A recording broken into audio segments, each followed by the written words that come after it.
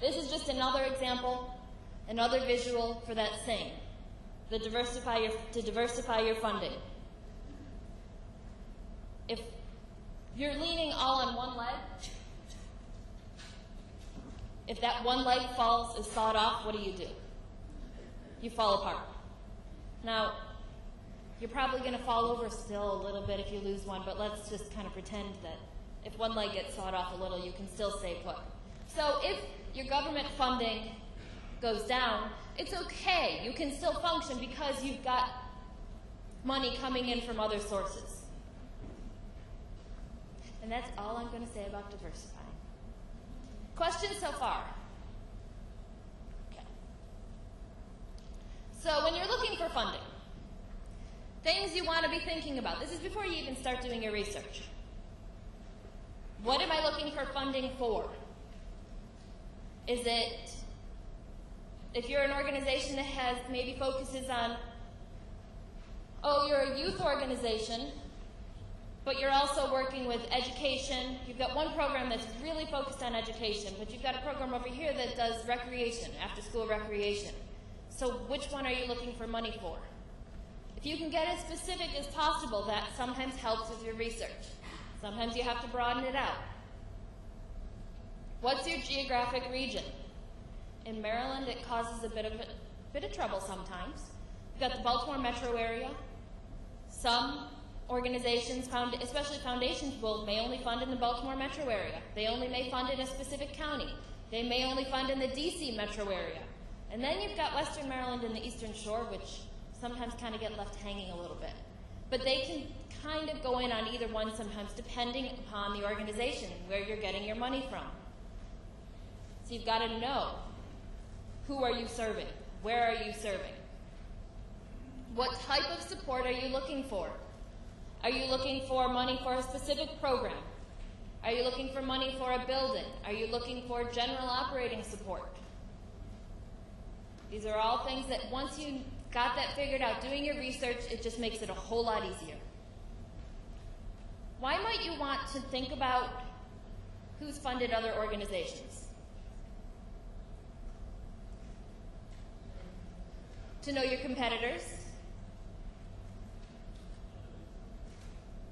Someone shouted something. Sorry, I can't hear. Other resources? Other resources, yes. And also to know, okay, if I am doing research for the Pratt Library in Baltimore, I may want to know who funded Baltimore County Public Library, Howard County Public Library. If they funded them, they may be interested in funding me also. They may not be, but it gives you a little headway. And how much money are you interested in? How much money are you looking for? Are you looking for $500? Are you looking for $1 million? Because you don't want to approach an organization. You've got this great organization and you realize you're doing your research and they've never given more than $1,000 with their grants. Are you going to ask them for $1 million? No. If they have total assets of $1 million, are you going to be asking them for $1 million? No. So just doing the background about your organization makes it that much easier. Where to do the research? For businesses,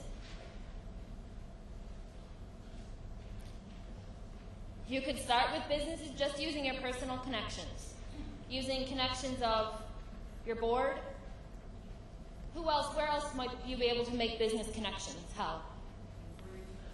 Where you spend money, any vendors you may work with, where you buy your supplies. You've already got the connection with them. They already know you. Fundraising is all about friend raising. We do also have some resources at the library. Foundation Directory Online, which I'm going to skip over for right now and talk about later.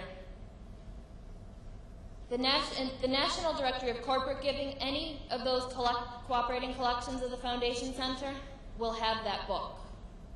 And that's a way for you to do research. Just knowing what businesses are in your community. May just be pounding the pavement, walking the streets, driving, whatever, riding your bike, whatever it may be. Finding out who's in the area to see how they might be able to help you. There's 2 books also that we have at the library, your local library may have, that will help you. Some websites, I'm not going to show them. They're pretty easy to use.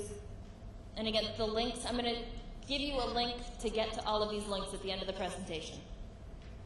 Just for time's sake, I'm not actually going to show them now.